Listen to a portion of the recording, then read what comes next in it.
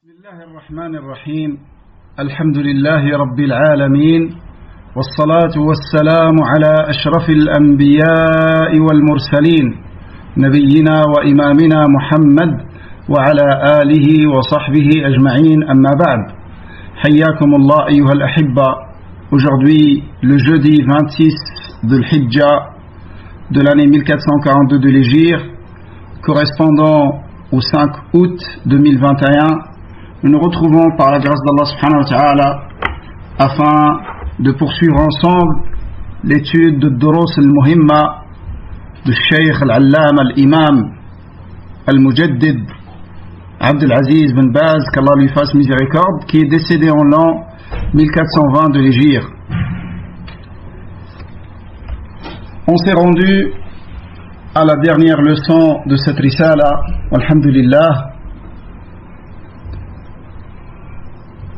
que l'imam Abdel Aziz bin Baz a consacré à tout ce qui concerne la mort, la préparation du mort, notamment avec al-ghasl, al-takfin, al-dafn, al-salat, et ainsi de suite. Donc il a cité, rahimahullah, dans cette leçon, il a cité 12 points importants que le musulman doit connaître. Et comme la mort, c'est la fin de toute personne. La mort, c'est la fin de tout vivant, excepté le vivant éternel, Allah subhanahu wa ta'ala. Et chaque âme goûtera à la mort. Chaque âme goûtera à la mort.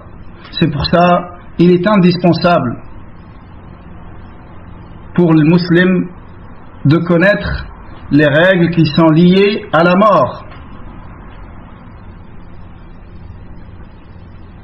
Et également, c'est un devoir pour les enseignants d'enseigner aux gens les règles qui sont liées à la mort.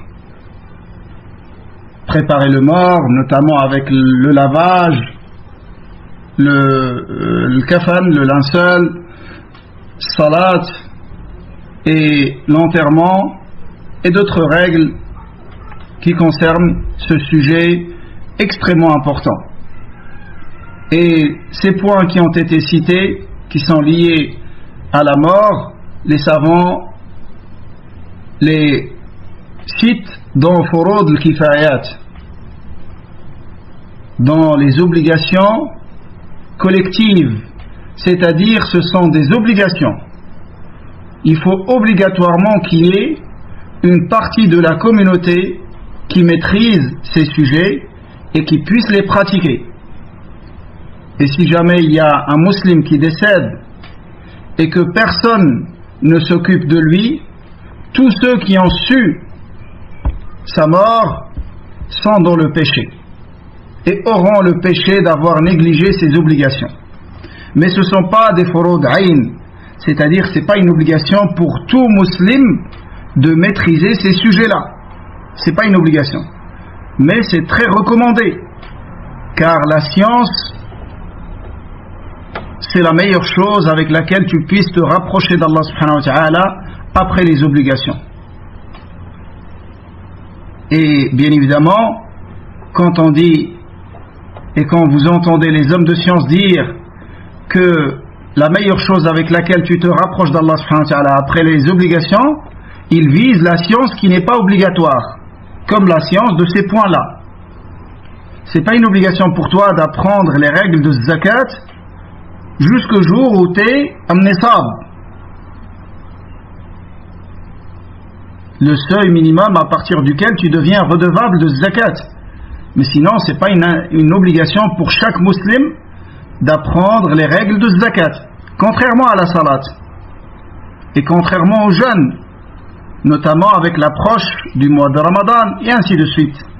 Chaque chose, chaque adoration qui est obligatoire pour toi, tu dois apprendre la science qui est liée à cette adoration. afin d'adorer Allah subhanahu wa ta'ala avec science et clairvoyance, car l'adoration n'est acceptée que quand elle réunit les deux conditions d'acceptation, la sincérité et le suivi du prophète alayhi salatu wassalam, et les deux ne peuvent s'obtenir qu'avec la science, d'où l'importance de la science. Et même les choses où c'est pas obligatoire de les apprendre, sache que tu ne pourras pas te rapprocher d'Allah subhanahu wa ta'ala avec mieux que d'augmenter ta science et de connaître ta religion. Pour celui qui a la sincérité, bien évidemment. Donc je disais que Cheikh Rahimahullah a cité 12 points. Nous allons essayer de prendre ce que nous pouvons aujourd'hui, et si jamais on ne termine pas les 12 points, on fera la suite demain, Inch'Allah Ta'ala, et ainsi nous aurons terminé ce livre. Je demande à Allah subhanahu wa ta'ala de nous accorder à tous une bonne fin et de prendre nos âmes dans Tawhid pur et dans la conformité à la sunna de notre noble prophète bien-aimé alayhi salatu wassalam. Donc le premier point, il a dit أولا تلقين المحتضر. تلقين المحتضر. Et en arabe on dit al-muhtadar. Il y a beaucoup de gens qui disent al-muhtadir, et ça c'est une erreur, car al-muhtadir c'est le citadin, quelqu'un qui vit dans la ville, et le muhtadar c'est celui dont la mort est arrivée, c'est l'agonisant, le mourant, celui qui est dans la dernière phase de sa vie. Cheikh Rahimahullah dit, premièrement, تلقين المحتضر لا إله إلا الله لقول النبي صلى الله عليه وسلم لقنوا موتاكم لا إله إلا الله رواه مسلم في صحيحه والمراد بالموتى في هذا الحديث المحتضرون وهم من ظهرت عليهم أمارات الموت. Donc première chose liée à la personne mourante, la personne agonisante, c'est de lui faire répéter la parole La ilaha illallah, l'attestation de l'unicité.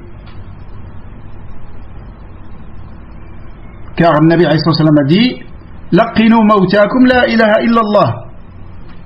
Faites répéter la parole La ilaha illallah à vos morts. Et ce qui est voulu par les morts dans ce hadith, c'est pas après sa mort qu'on va lui faire répéter La ilaha illallah, bien évidemment. Ce qui est voulu, c'est les gens qui sont proches de la mort, sur lesquels sont apparus les signes de la mort. Et ça, en arabe, c'est un style très courant. On donne le nom d'une chose à celui qui s'est rapproché de cette chose et qui n'est pas encore arrivé à cette chose-là.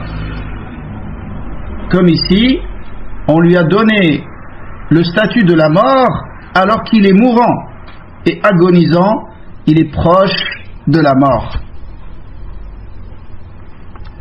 Donc ça, c'est la première chose qu'on doit savoir.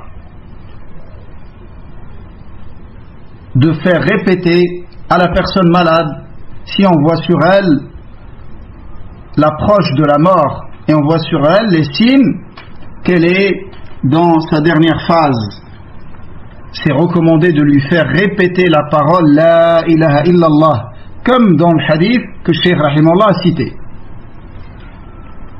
afin que la parole La ilaha illallah soit la dernière chose qu'il a prononcée de sa vie.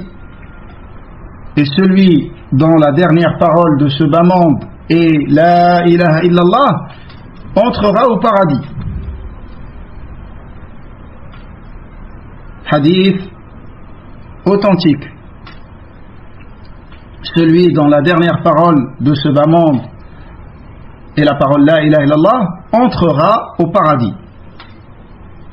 C'est pour ça il est recommandé de faire répéter à la personne mourante cette parole, de lui dire, avec douceur bien évidemment. Il faut savoir que la personne mourante, elle subit des douleurs et des choses indescriptibles. Et l'intensité de ces douleurs arrive à un point où il ne peut pas crier. Vous savez que quand la personne, avant d'arriver à cette phase, si tu poignardes une personne, tu lui donnes un coup de couteau sur la main ou sur un endroit, elle crie. Et ce cri est un signe qu'elle a encore des forces pour arriver à crier à cause de la douleur.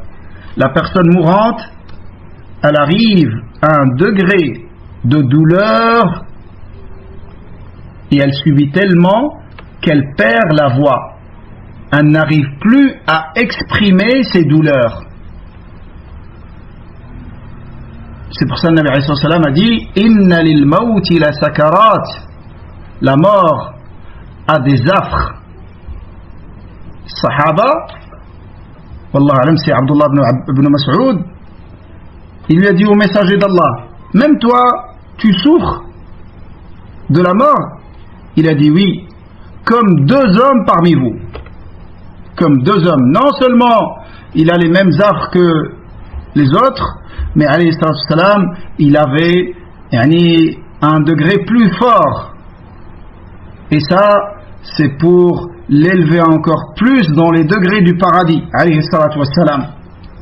Et pour le mort, d'une manière générale, c'est une purification des péchés et c'est une élévation dans les degrés au paradis, afin qu'il sorte de ce bas monde sans avoir un seul péché. Donc c'est pour ça il est recommandé que celui qui fasse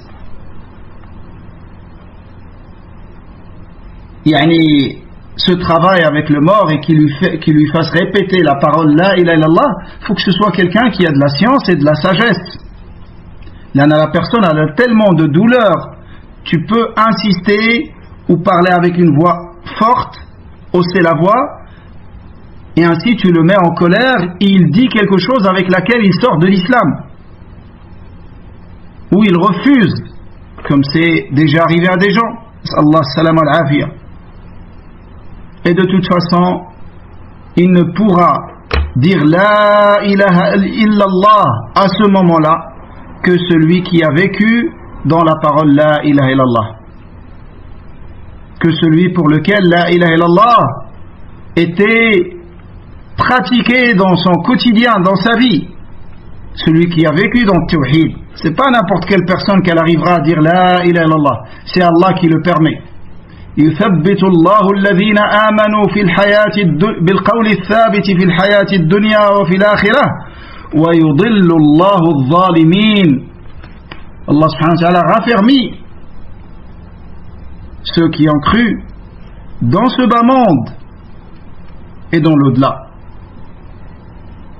Il les raffermit avec la parole ferme, la parole La ilaha illallah. Donc c'est Allah qui permet cela. C'est pour ça qu'il est recommandé de lui dire, de répéter La ilaha illallah avec douceur et de bien choisir le moment. Et s'il le dit une fois, c'est pas la peine de continuer à lui faire répéter. Une fois suffit. Sauf si, entre-temps, il a parlé avec d'autres paroles de dunya. Là, on attend encore un moment opportun pour lui faire répéter, afin que ce soit sa dernière parole de cette dunya.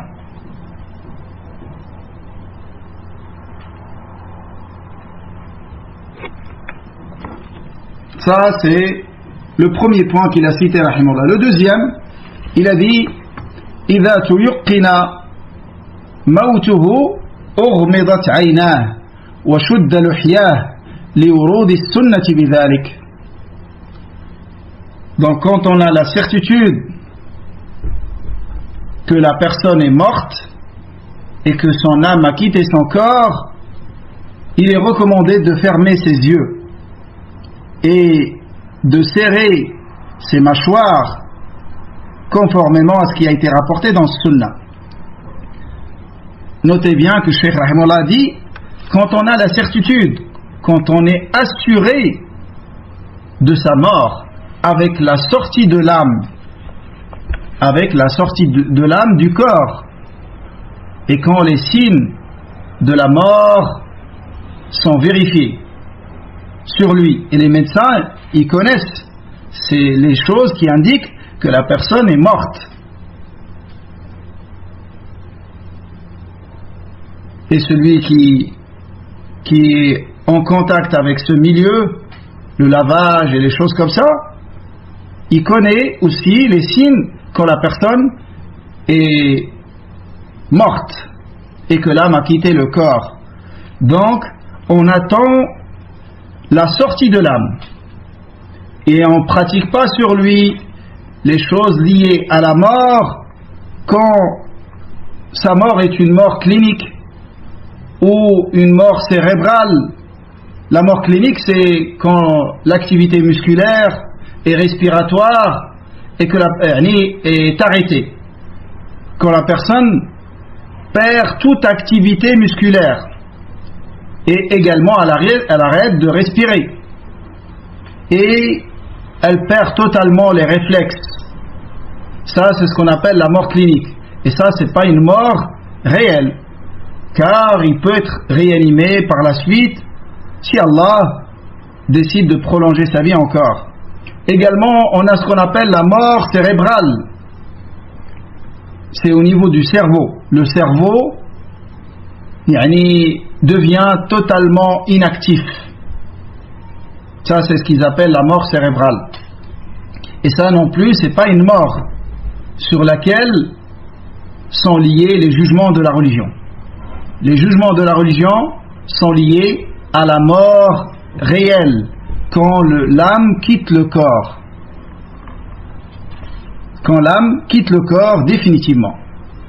Quand les médecins décident ainsi, c'est à partir de ce moment-là qu'on commence à lui appliquer les règles qui suivent la mort de la personne.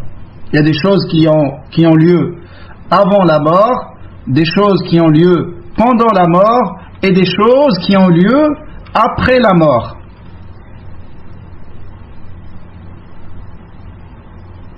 Et parmi les choses qu'on fait après la mort, ou avant de passer à ce point, il y a un point que beaucoup de gens, au sujet duquel ils se posent des questions, ce qu'ils appellent l'euthanasie. L'euthanasie, c'est un mot en grec qui signifie la bonne mort,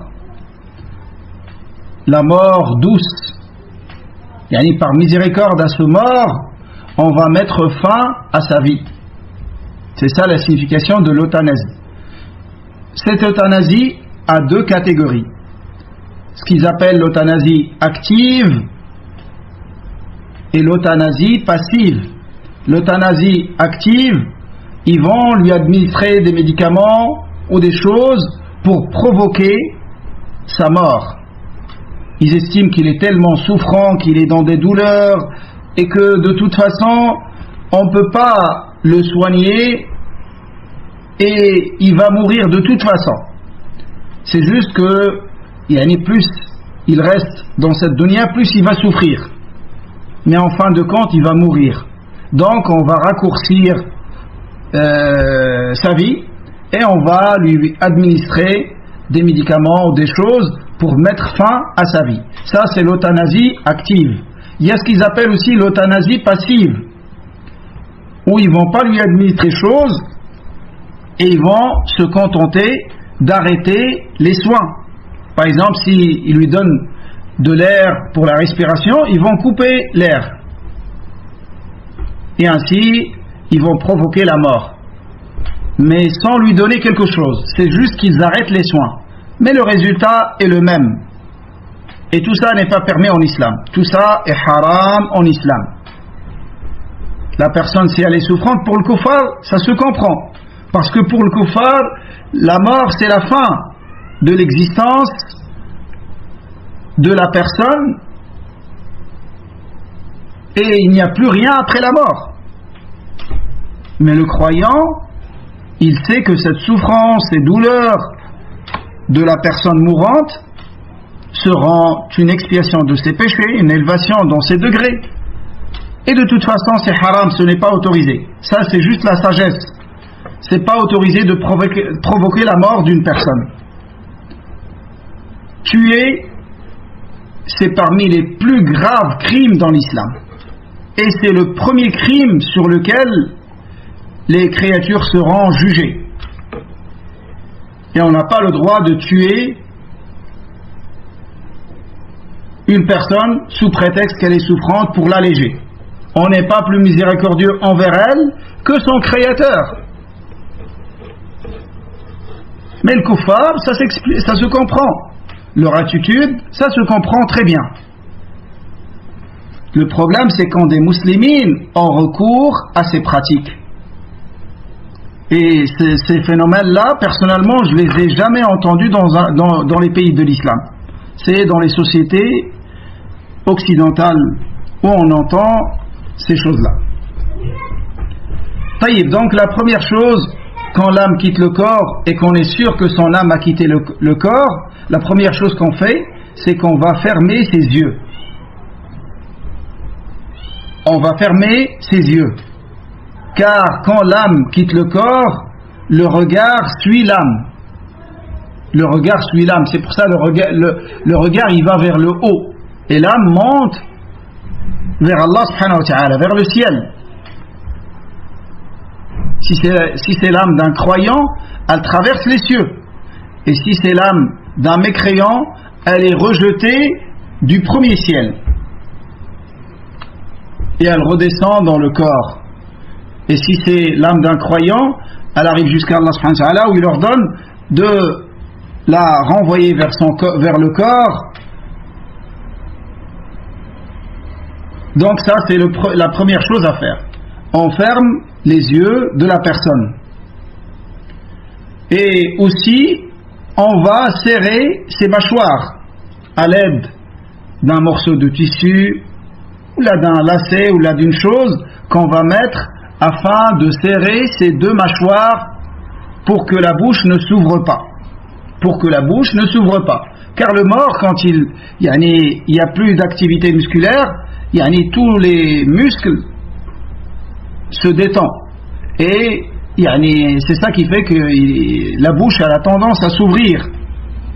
Dès qu'il est dans une position où la bouche elle peut s'ouvrir, elle s'ouvre. Ce qui est recommandé, c'est de serrer ces deux mâchoires afin que la bouche reste fermée. Et tout ça, c'est pour qu'il ait une bonne apparence. Et c'est une manière de s'occuper du musulman après sa mort, pour qu'il ait cette bonne apparence.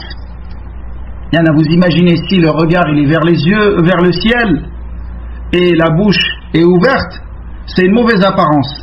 C'est pour ça dans la sunna il est recommandé d'embellir l'apparence du musulman après sa mort, et afin que son apparence soit semblable à son apparence pendant sa vie également. Taïb. Le deuxième point qu'il a cité rahimahullah, thalithan wujubu ghasli al-mayyit. Wujubu ghasli al-mayyit. Donc l'obligation de laver le mort. L'obligation de laver le mort. Il a dit rahimahullah, yajibu taghsilu al-mayyit al-muslimi إلا أن يكون شهيدا مات في المعركة فإنه لا يغسل ولا يصلى عليه بل يدفن في ثيابه لأن النبي صلى الله عليه وسلم لم يغسل قتلى أحد ولم يصلي عليهم. Donc la troisième chose qui est une obligation fard kifaya, comme on a vu. S'il y a des gens qui suffisent, un nombre de personnes suffisant pour le laver, ce n'est plus une obligation pour les autres. Et si personne ne se présente pour le laver, et qu'il est enterré sans lavage, tous ceux qui ont su sa mort sont dans le péché. Tous ceux qui ont su sa mort sont dans le péché. C'est pour ça que la plupart des savants ils voient que Tarsil, Fard Kifaya. Fard Kifaya. Et il y a beaucoup de textes qui indiquent que c'est une obligation qui doit être accomplie vis-à-vis de tout musulman dans la mesure du possible. Car il peut y avoir des morts où on ne peut pas les laver. Comme ceux qui meurent brûlés ou des choses comme ça. Dans ces cas-là, on leur fait tayammum. Car il faut savoir, on a une règle très importante. Dans le hadith, le Nabi il nous dit Hurmatul mu'mini mayyitan ka hurmatihi hayy. La sacralité du musulman mort est comme sa sacralité vivant. Et on se comporte avec le mort comme on se comporte avec le vivant exactement.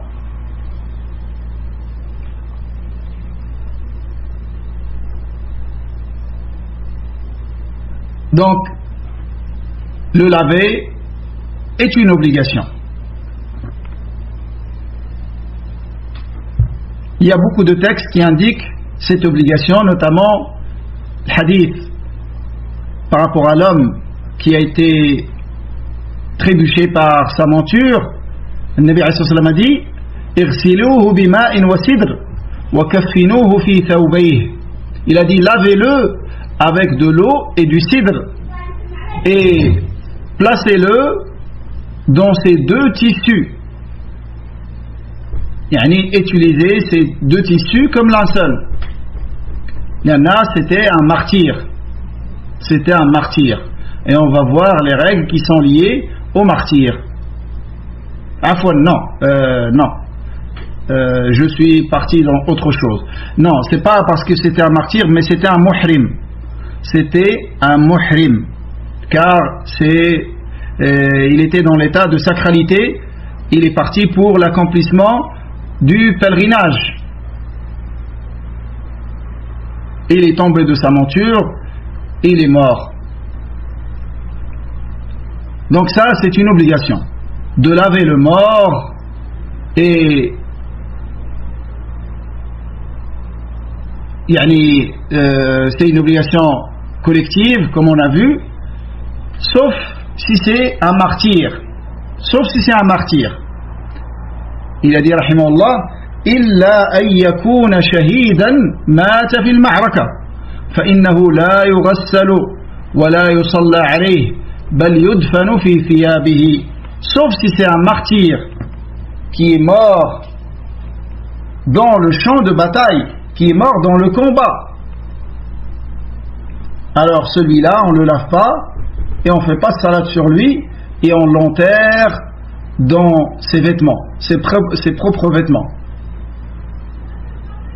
Et on l'enterre dans ses propres vêtements. Et ceci parce que la prière sur le mort, c'est comme une intercession, comme c'est rapporté dans le hadith. Et c'est une invocation afin qu'Allah lui pardonne et absout ses péchés. Alors que le martyr, le statut du martyr en soi-même, c'est une expiation de tous les péchés, excepté la dette. Il reste redevable. Mais sinon, tous ces péchés sont expiés avec le martyr. Donc on le laisse dans ses vêtements, sauf s'il a des armes ou des choses comme ça sur lui, on les retire. Et les martyrs, les savants citent 3 catégories de martyrs. Nous avons 3 catégories de martyrs. Les martyrs de dunya et de l'akhira. Les martyrs de dunya seulement, les martyrs de l'akhira seulement. Les martyrs de dunya et de l'akhira, ceux qui sont considérés comme des martyrs dans ce bas monde et dans l'au-delà, c'est ceux qui sont décédés dans un combat légiféré et qui ont combattu avec sincérité.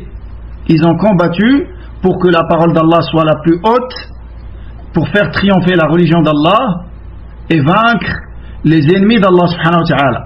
Ils n'ont pas combattu pour des intérêts mondains seulement.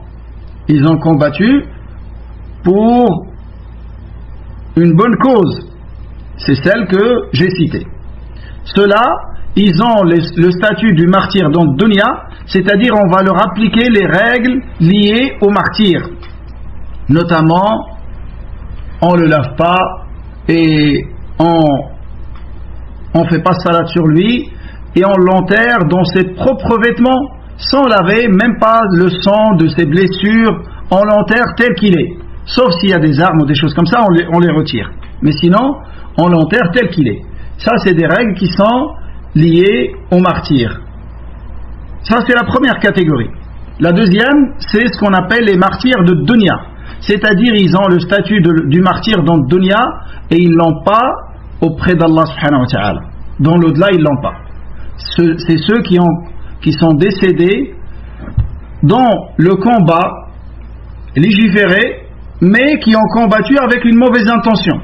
Ostentation, pour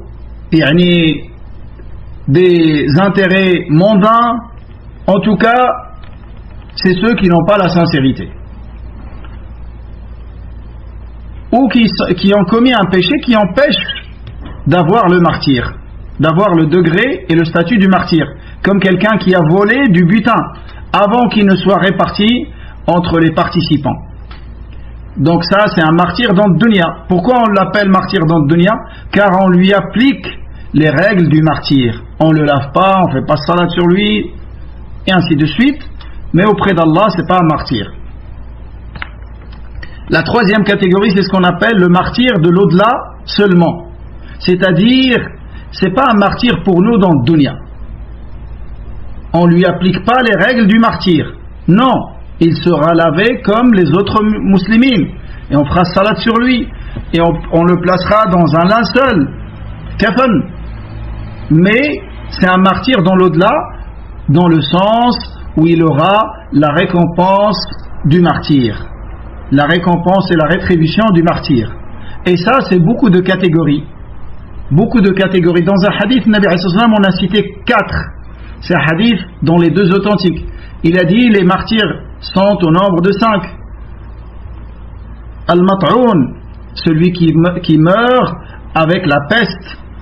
Al-Mabtoun, et on espère que tous les musulmans qui sont morts avec le Covid, qu'ils soient parmi Al-Mat'ounin. On espère cela pour eux. Également Al-Mabtoun, qui est mort avec une maladie du ventre. Al-Ghariq, celui qui est mort noyé. Sahibul Hadm, celui qui est mort dans l'écroulement d'une maison, d'un bâtiment, d'une tour. Et le 5e qui est cité, c'est le martyr dans le sentier d'Allah, c'est-à-dire dans le combat. Donc, il y a 4 dans ce hadith. Il y a d'autres hadiths où celui qui meurt pour défendre ses biens ou son honneur est un martyr. Donc, c'est un martyr dans la récompense et la rétribution. Et non pas un martyr dans les règles de dunya, car on va le laver. Et on va faire les autres choses sur lui également. Et il y en a d'autres catégories, il y en a d'autres qui rentrent dans cette catégorie. Mais ça, c'est à titre d'exemple. Donc pour résumer, nous avons les martyrs, ils sont de 3 catégories. Les martyrs dans le bas monde et dans l'au-delà, auxquels nous appliquons les règles du martyr dans le dunya, ils auront la récompense auprès d'Allah et le statut du martyr. Les martyrs dans le dunya, auxquels nous appliquons les règles du martyr dans le dunya, mais ils n'auront rien auprès d'Allah. Et le 3e, c'est les martyrs dans l'au-delà, c'est ceux qui ne sont pas morts dans le sentier d'Allah. Mais dans les textes, il a été rapporté qu'ils ont le degré du martyr et qu'ils ont la récompense du martyr. Donc ça, c'est un martyr dans la récompense. Bien évidemment, il faut savoir que le martyr dans le combat pour que la parole d'Allah soit la plus haute, pour faire triompher la religion d'Allah et vaincre les ennemis d'Allah, ça c'est le degré le plus élevé de tous.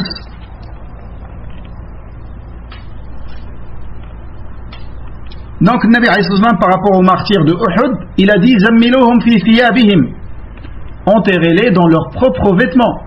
Ça a été authentifié par Cheikh Al-Albani rahimahullah.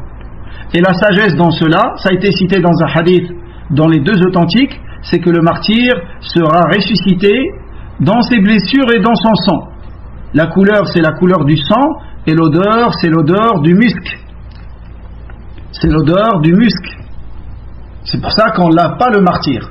Et on ne prie pas sur lui, car le fait d'avoir combattu pour faire triompher la religion d'Allah et patienter jusqu'à mourir, ça, c'est une intercession pour lui auprès d'Allah qui lui permettra l'expiation de tous ses péchés, sauf les droits des créatures.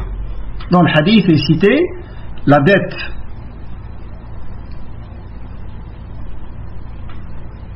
C'est pour ça que le Nabi alayhi salam, au début, il ne priait pas sur celui qui était redevable d'une dette,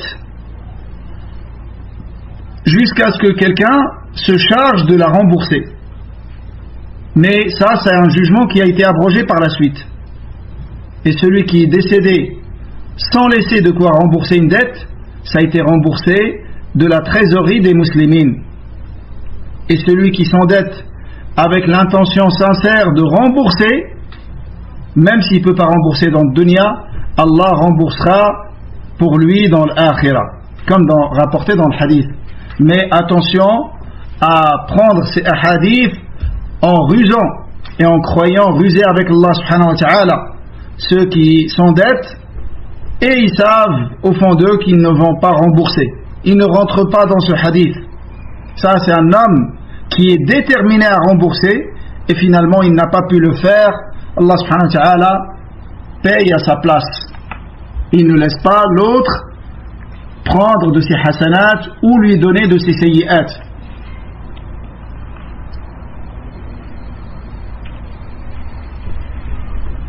Donc ça, c'est le troisième point que Cheikh rahimahullah a cité. Le quatrième, dans lequel il a cité la description du lavage du mort. Il a dit rahimahullah,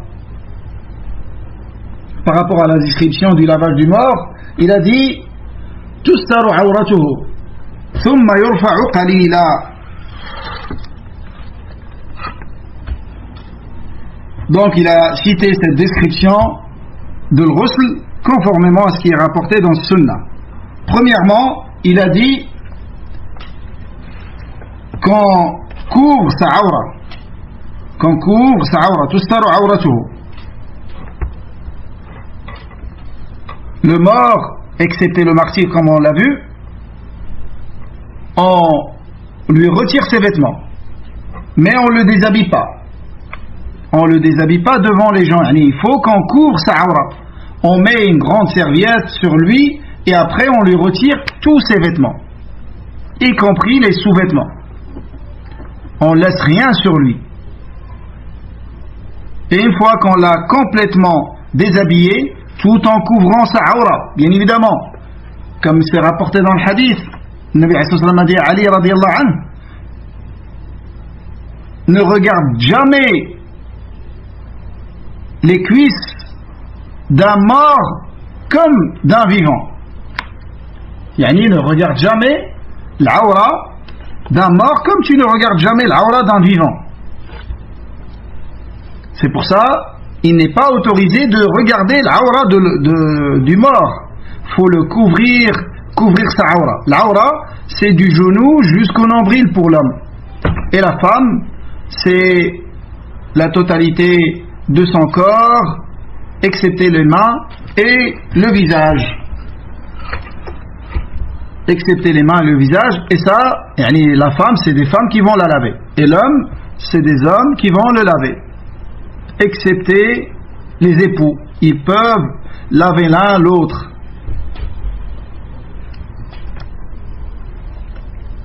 Donc par rapport à la description du lavage, premièrement on va le déshabiller totalement tout en couvrant sa awra et ne rien regarder de l'awra, ne rien regarder de l'awra. Et si on ne regarde pas la cuisse du mort, alors que dire de ses parties intimes? C'est pour ça on doit couvrir sa aura du nombril jusqu'au genou, et on retire ses vêtements par en dessous, une serviette ou quelque chose qu'on met sur lui et qui soit assez épaisse pour ne pas, c'est pas quelque chose de transparent, quelque chose d'assez épais. Et comme je vous ai dit, la règle, c'est qu'on se comporte avec le mort comme on se comporte avec le vivant.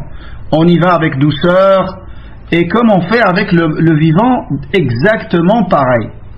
Même dans son lavage, quand on verse l'eau, on verse doucement, et on verse pas une eau brûlante qui brûle le vivant. On verse une eau tiède. Et s'il fait chaud, il n'y a pas de mal à utiliser une eau froide. Yani, la règle, tu te comportes avec lui comme tu aurais fait avec une personne vivante. Et tout ce qui fait mal au vivant, on ne le fait pas avec le mort. Ce cours, ça aurait été préférable qu'il soit en direct pour pouvoir pratiquer sur une personne. Là, c'est des choses, même si on cite la théorie, et même si je fais des efforts pour décrire et répéter, ça ne sera jamais quand tu verras comment on pratique cela.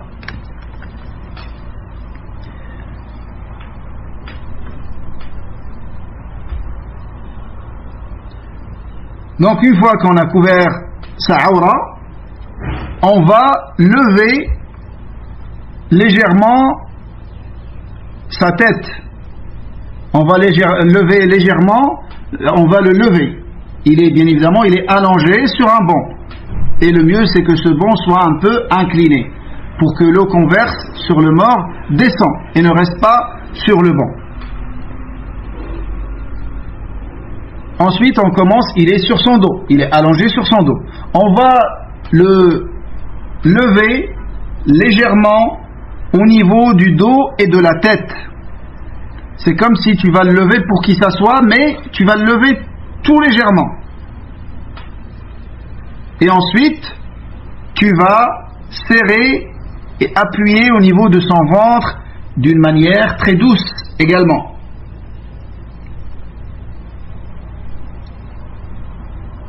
On va presser au niveau du ventre d'une manière très délicate.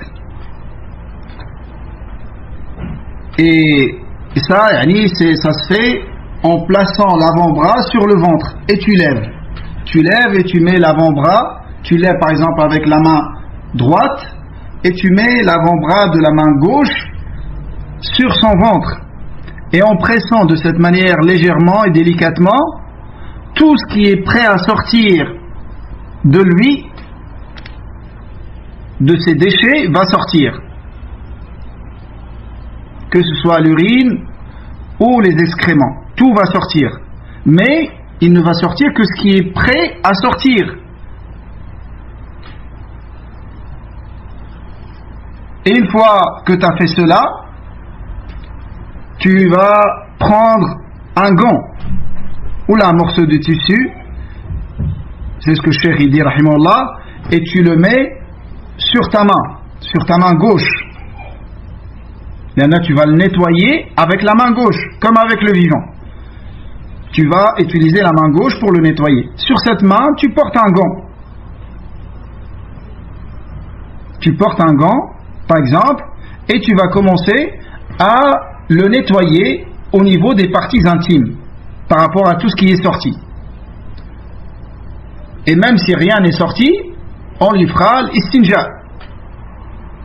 On va le nettoyer de cette manière. On lui fera l'istinja. Et ensuite, l'istinja comme tu le fais pour le vivant avec la main gauche. On ne fait pas l'istinja avec la main droite.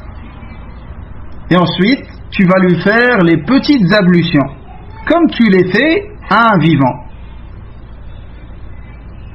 En commençant par les membres droits dans les ablutions.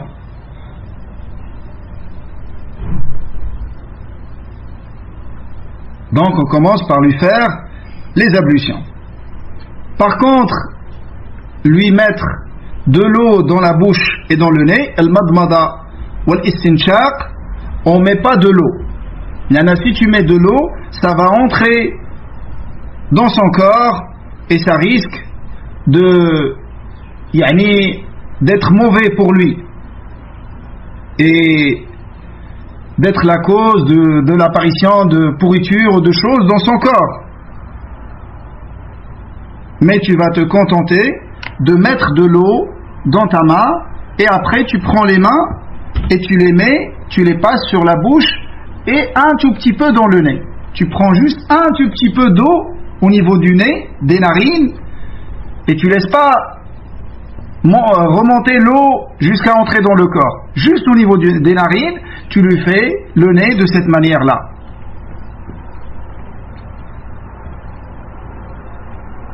Une fois que tu as fait la bouche et le nez, Cheikh Rahmallah dit ثم يغسل رأسه ولحيته بماء وسدر ونحو ذلك. Ensuite, tu continues à lui faire les ablutions, le reste des ablutions. C'est-à-dire, tu vas laver son visage, tu vas laver ses mains jusqu'au coude, et ensuite tu lui passes, tu lui fais l'essuyage de la tête, les oreilles, et tu lui fais les pieds. Toujours en commençant par les membres droits. En commençant par les membres droits. Donc là, on aura fini les petites ablutions. Ensuite, on va passer au ghusl.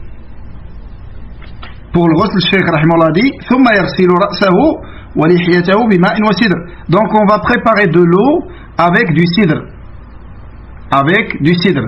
Celui qui n'a pas de cidre, il peut utiliser un savon. Le cidre, il joue le rôle du savon. Mais le mieux, c'est d'utiliser ce qui est recommandé dans la sunna. Si tu ne trouves pas le cidre, tu peux utiliser le savon. Comme le Nabi sallallahu alayhi wa sallam a dit, irsiluhu bima'in wa cidr. Lavez-le avec de l'eau et du cidre. Donc ça, c'est le premier ghusl qu'on va faire. On va le faire avec de l'eau et du cidre. Et comme pour le vivant, quand on fait le ghusl, on commence par laver la partie droite devant, ensuite la partie droite derrière, la partie gauche devant, la partie gauche derrière. Et tu répéteras ce lavage 3 fois.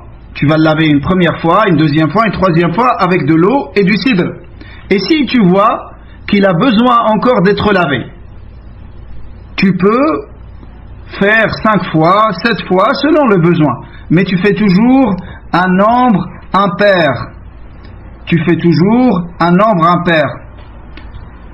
Si c'est suffisant à partir de la 3e fois, on s'arrête là. On s'arrête là.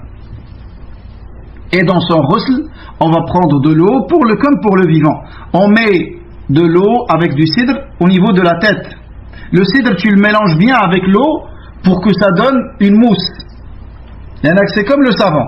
Et après, au niveau de la tête et le visage, tu vas prendre cette mousse, tu la mets sur les cheveux et sur sa barbe. Et tu nettoies avec de l'eau. Et tu fais attention à ce que l'eau n'entre pas dans les oreilles, ni dans les yeux, ni dans le nez et la bouche. Il ne faut pas que l'eau entre dans son corps. C'est mauvais pour lui. Ça peut faire pourrir le corps très rapidement.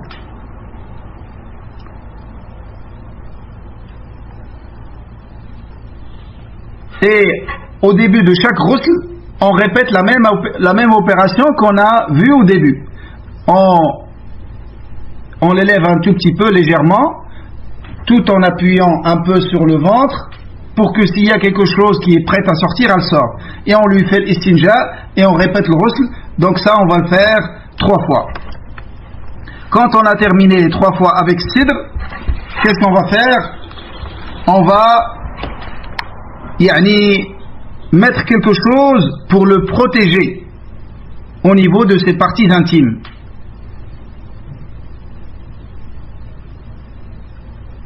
Au niveau de son derrière. Au niveau du derrière, on va mettre du coton pour fermer cet orifice. Donc on va mettre du coton. Et si le coton n'est pas suffisant pour fermé afin que rien ne sort de lui, alors à ce moment-là on peut utiliser de l'argile, mais de l'argile pure, comme il dit Cheikh. Donc on va utiliser de l'argile mélangée avec un peu d'eau et on le laisse sécher. Et on continue notre ghusl. Et l'argile, bien évidemment, quand ça devient solide et ça sèche, c'est une fermeture très forte. Mais en général, c'est suffisant le coton. Ça, c'est dans des cas particuliers où le mort avait une diarrhée ou des choses comme ça. Il y a des fois, ça ne s'arrête pas.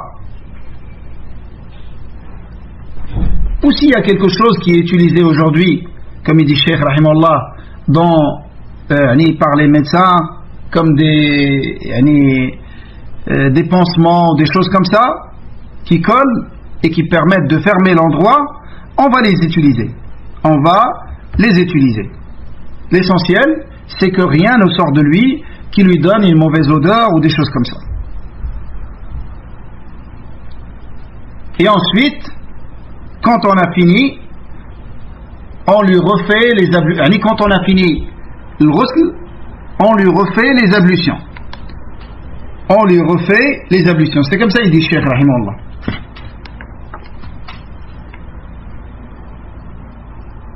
Ce que je connaissais, j'ai pas fait attention à ce point-là, que maintenant, ce que je connaissais, c'est le wudu, on le fait après avoir terminé.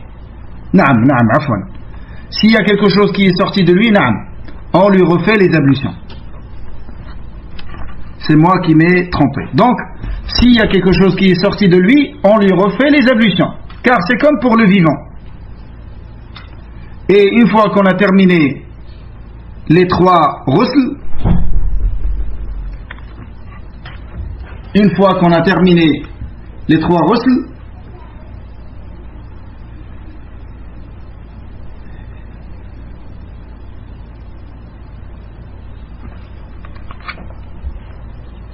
on va le sécher à l'aide d'une serviette ou quelque chose comme ça. Il y a un point que Cheikh Rahimahullah, ou bien il ne l'a pas cité, ou c'est moi qui ne l'a pas lu. Non, il ne l'a pas cité. C'est de mettre du kafour dans la 4e fois, dans la 3e fois. Tu vas le laver 3 fois avec du cidre. Mais dans la dernière fois, tu mets uniquement l'eau avec du coffre, le kafour. Le kafour, ça donne un bon parfum et ça permet aussi de tuer les microbes et les bactéries sur le corps. Et ça, c'est rapporté dans le hadith. Donc si on le lave 3 fois, la 3e fois, on ne met pas de cidre. On met du kafour. Une fois qu'on a terminé les 3 ghusl, on va le sécher à l'aide d'une serviette ou quelque chose, on va le sécher en tout cas, et ensuite on va lui mettre du parfum.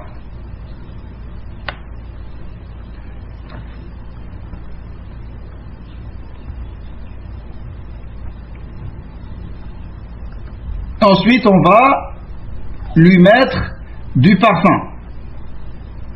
On va lui mettre du parfum au niveau des sous-aisselles et ainsi de suite. Surtout les endroits dans lesquels il y a la sueur ou les mauvaises odeurs, on va lui parfumer tous ces endroits. Et on va lui parfumer les 7 endroits sur lesquels il se prosterne. On va lui mettre du parfum au niveau du front, le nez, les 2 paumes des mains, les genoux et les orteils, sur lesquels, les 7 membres sur lesquels on se prosterne. On lui met du parfum à ces endroits-là. Et on parfumera également les 3 tissus de kafan, les linceuls qu'on va utiliser pour lui, 3 ou 5, on va les parfumer. Un homme ou une femme, on va les parfumer à l'aide de bouchour. Tout ça, c'est des choses recommandées. S'il n'y a pas de bouchour, on peut les parfumer avec un bon parfum.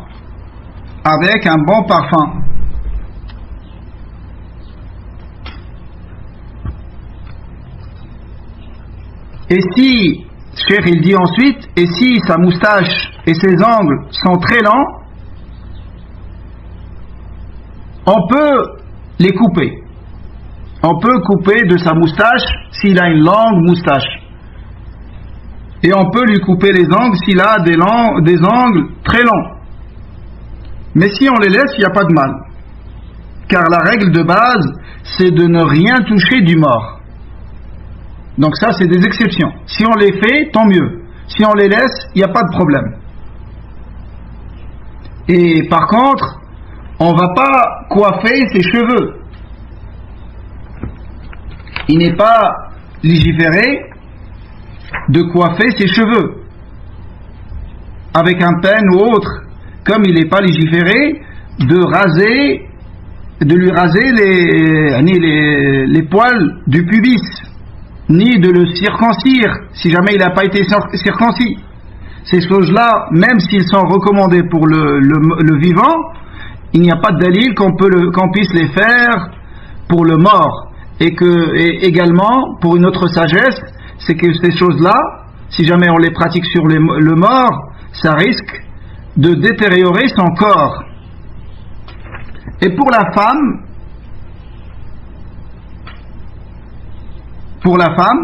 il est recommandé وَالْمَرْأَةُ يُظْفَرُ شَعْرُهَا ثَلَاثَةَ قُرُونٍ وَيُسْدَلُ مِنْ وَرَائِهَا. Donc pour la femme, on noue ses cheveux en 3 tresses que l'on place derrière sa tête. Comme ça a été rapporté dans le hadith Atiyya radiyallahu anha, le Nabi alayhi salam lui a dit faites-lui 3 tresses. Et ces tresses, on les laisse, on les place derrière la tête, au niveau du dos.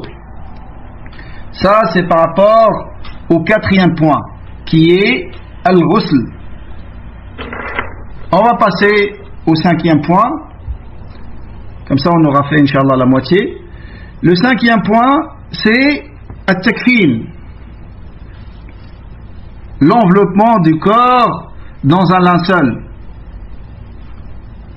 Cheikh Rahimahullah dit الأفضل أن يكفن الرجل في 3 أثواب بيض ليس فيها قميص ولا عمامة كما فعل بالنبي صلى الله عليه وسلم يدرج فيها إدراجا وإن كفن في قميص وإزار ولفافة فلا بأس.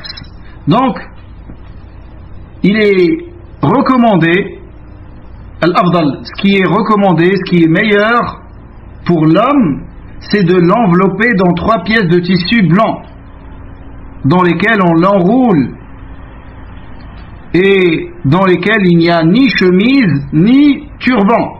Il n'y a pas de qamis ni turban. L'imama, conformément à ce qui a été rapporté du prophète alayhi salatu wassalam.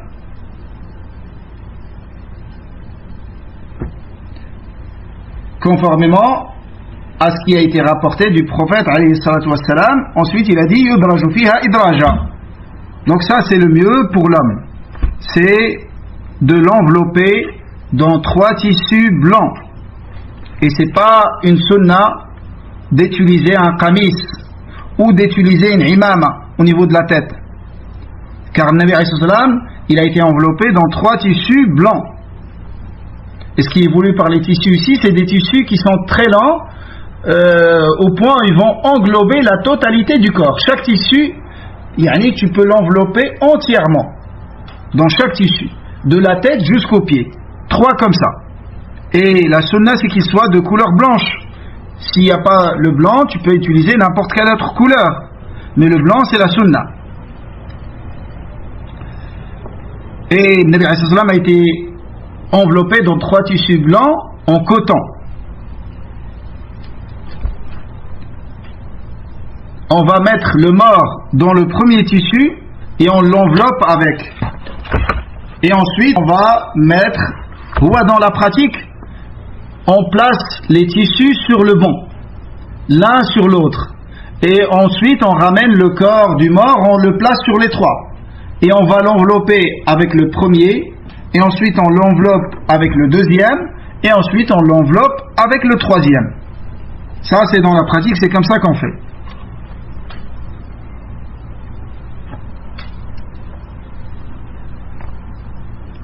Donc sunna c'est d'utiliser 3. Et si on l'enveloppe dans un seul tissu, il n'y a pas de mal. Car ça c'est l'obligation, c'est un seul. Mais 3 c'est la sunna. Par contre la femme, والمرأة تكفن في 5 أثواب. Par contre la femme, elle est enveloppée dans 5 pièces de tissu. في درع. الدرع c'est la robe. وخمار, يعني الخمار c'est ce qui se met sur la tête et qui dépasse la poitrine. الخمار. وإزار, la femme est enveloppée dans une robe, dans un khimar et dans un izar. L'izar c'est le pagne. Le pagne. Walufafatayn, et dans 2 grands draps.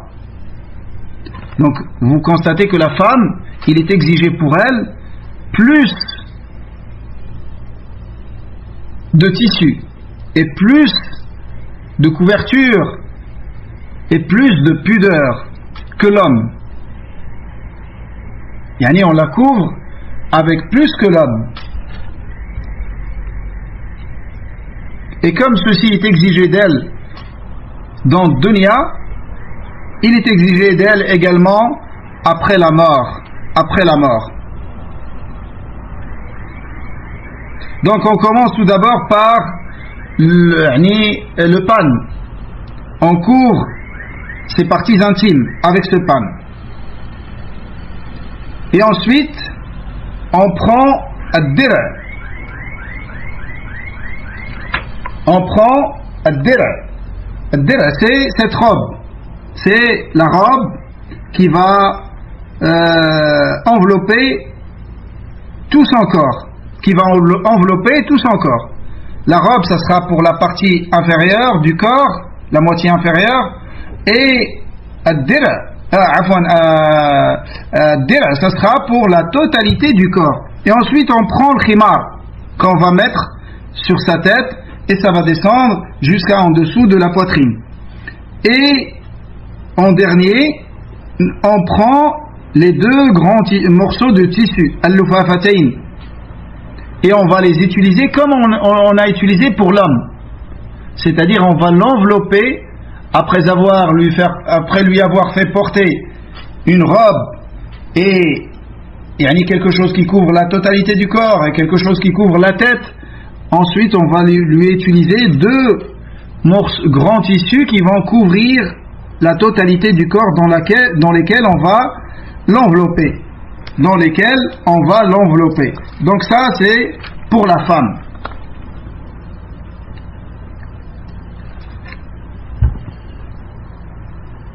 Et ça, c'est l'avis de la plupart des savants.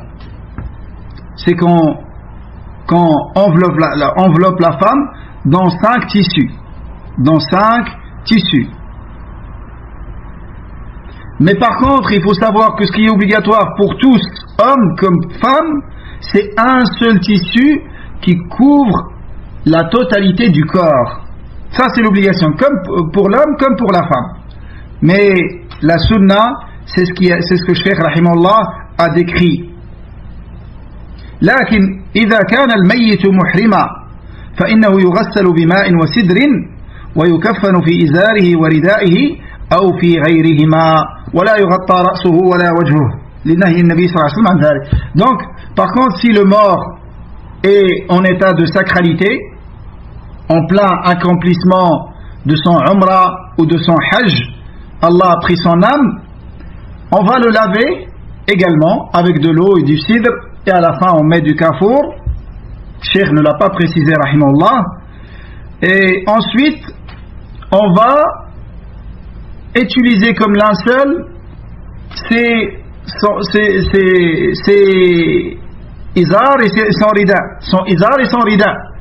Vous savez que l'homme dans le hajj, il porte 2 tissus blancs. C'est les mêmes qu'on va utiliser comme linceul. C'est les mêmes qu'on va utiliser comme linceul, et on ne va pas couvrir sa tête ni son visage. On va se comporter avec lui comme il était dans sa vie. le pèlerin il ne couvre pas la tête ni le visage, lui également. Le pèlerin n'utilise pas les parfums, lui non plus, on ne va pas utiliser pour lui le parfum. Afwan, j'ai dit le kafour, on n'utilise pas de kafour pour le pèlerin, car le parfum est interdit pour lui vivant comme mort.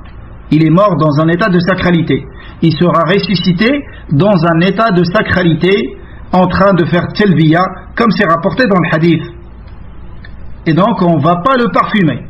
Le pèlerin, celui qui est mort en plein accomplissement des rituels du pèlerinage ou de l'umrah, comme ils disent le petit pèlerinage ou le grand pèlerinage, pour les distinguer, à ce moment-là, on va faire pour lui les mêmes choses que pour le vivant. On n'utilisera pas de parfum et on ne lui fera pas porter des vêtements cousus avec la forme du corps. Et de toute façon, ça c'est pas légiféré, même pour celui qui est mort en dehors de l'état de sacralité. Mais ici, c'est important de le préciser.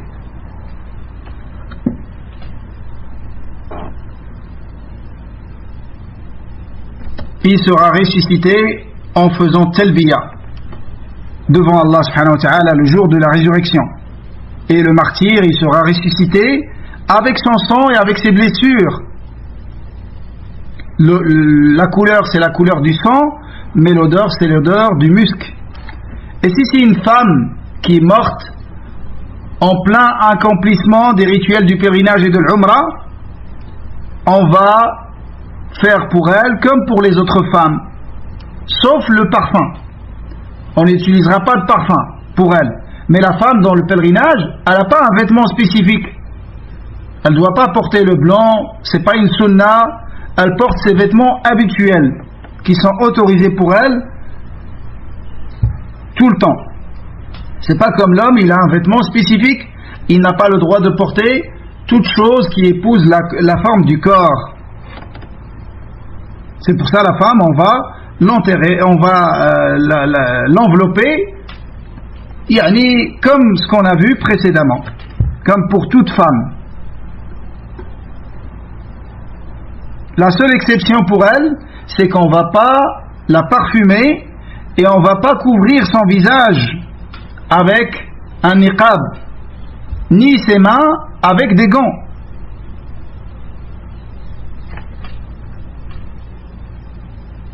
Donc on ne va pas utiliser pour elle un niqab ni un gant, car ceci est interdit pour la femme dans le pèlerinage, pendant le pèlerinage. Mais on va couvrir ses mains et son visage avec le même tissu dans lequel on l'a enveloppé comme l'autre femme. Comme l'autre femme. Et en dernier, pour l'enfant, le petit garçon, on l'enveloppe dans un seul tissu jusqu'à 3. Également la petite fille, on l'enveloppe dans un qamis. On l'enveloppe dans un qamis, c'est-à-dire une chemise, et deux draps qui vont envelopper la totalité de son corps, car elle n'a pas besoin d'un khimar comme elle n'avait pas besoin de khimar pendant sa vie, elle n'aura pas besoin de khimar après sa mort, pour la petite fille qui n'est pas arrivée à la puberté. Et le petit garçon, c'est celui qui n'est pas arrivé à la puberté également. Voilà pour le kafan. Le reste, on va le laisser au cours prochain. Bi'idhnillahi ta'ala. Wallahu a'lam. Wa sallallahu wa sallam ala nabiyyina Muhammad. Subhanaka Allahumma wa bihamdik. Nashhadu an la ilaha illa ant. Nastaghfiruka wa natubu ilayk. Barakallahu fikum. Wa jazakumullahu khayra. Wassalamu alaykum wa rahmatullahi wa barakatuh.